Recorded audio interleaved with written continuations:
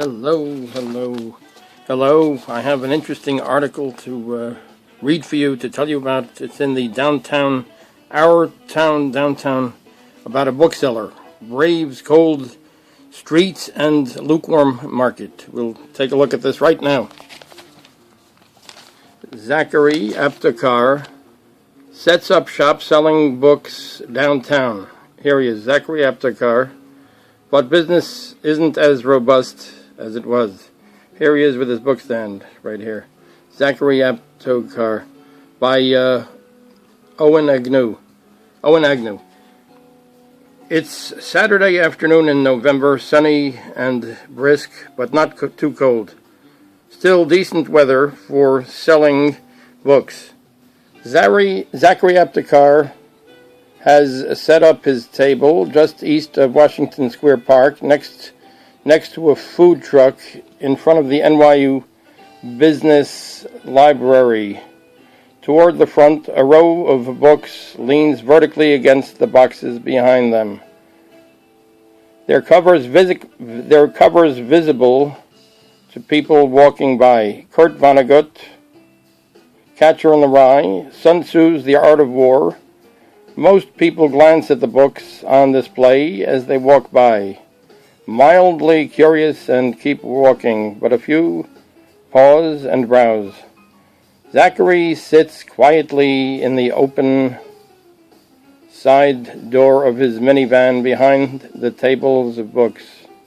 He's dressed against the chill in layers of wool sweaters, fingerless gloves, and wool hat over gray hair and a trim beard. He's been selling books on the sidewalk since 1993, mostly in the blocks around the Washington Square Park, with occasional stints in Soho, St. Mark's Place, and the Upper West Side. New York is a city of readers, but the customer demographic and the type of books people buy vary by neighborhood. On this stretch of West 4th Street, his customers break down into four types. The university community, people just passing through between subway stops in the East and West Village, local residents, and from the spring through the fall, tourists heading for Washington Square Park. Part of the book-selling business is talking about books, which Zachary clearly enjoys. He's content to sit quietly, letting people browse undisturbed. But if someone asks a question, he's quick to engage. He has a knack for subtly complimenting the choices people make. An older man with thick glasses starts peppering Zachary with questions. Quote, "How much is the Jane Jacobs book? How much for the Mark Twain? $6? Done deal. One of the best 5 American authors ever." Quote, "One of the best 5 American authors ever. Would you like a bag, sir?" Unquote. The book business has changed dramatically in the last couple of decades, Zachary says, and mostly for the worse. Like many street vendors, he sells on the internet as well. He lists more expensive and obscure books online and cheaper paperbacks and more broadly marketable titles he sells here. He gestures at the table. Quote, "From here to here is an assortment of fiction, classics, contemporary poetry, a little bit of drama, some older editions, but not valuable. And then the other half is assorted nonfiction." Under the First Amendment, vendors selling art, music, and printed material aren't required to have a license from the city, although there are limits on where they can sell. So the barrier to entry is low. But finding a consistent supply of books that will sell well is not easy. Zachary buys most of his books in New Jersey, from both individuals and at larger book sales. There are still book vendors in neighborhoods throughout the city, including Harlem, the Upper East Side, and Williamsburg, but the market doesn't support nearly as many vendors as it once did when Zachary first started selling. There was a robust book vendor community in the West Village of around a dozen sellers. Quote, there was a camaraderie, Zach says. Quote, we all wanted each other to do well, and mostly we did well. Even though there were more people selling books, and you would think that would divide a pie up further, it was just the opposite. We all did even better. There were more people buying books, and there was a great selection, unquote. Now, there are only a few other book vendors in the neighborhood, and business is not what it once was. People just don't buy as many books as they used to, Zachary says. Quote, the numbers just keep going lower and lower. The books that sell well change from day to day. Students make up much of his clientele during the week, but on the weekends there are more out-of-towners. Zachary calls them bridge and tunnel people, although technically he's from New Jersey himself. He puts out books with more general appeal on the weekends. Quote, Khalil Gibran or some of the more popular fiction.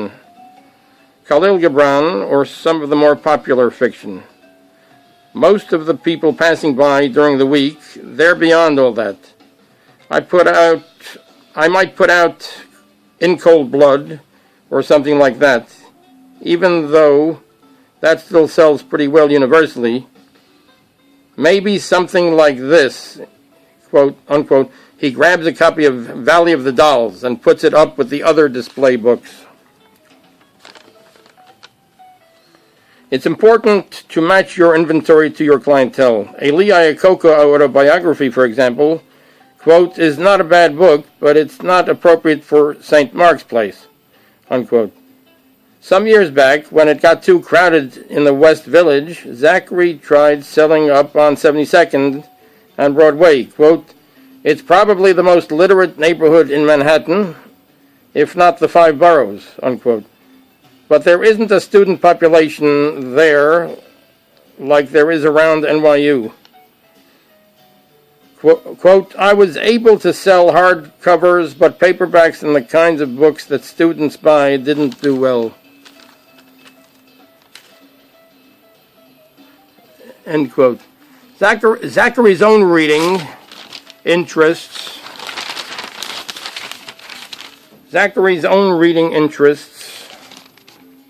Here's an illustration of his stand. We'll get back to that in a minute. Zachary's own reading interests are eclectic.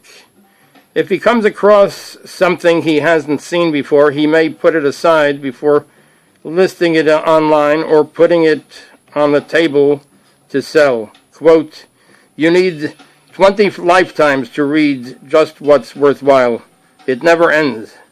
It's a real conflict for me. I don't have the time to do all the reading I want to do, unquote. He doesn't have the time to do all the reading that he would like to do. Reading habits have changed, and the neighborhoods that support book vendors have also shifted. Zachary knows several vendors who used to sell in the West Village or St. Mark's Place. Let's get back to this illustration here. Here, this is his books here.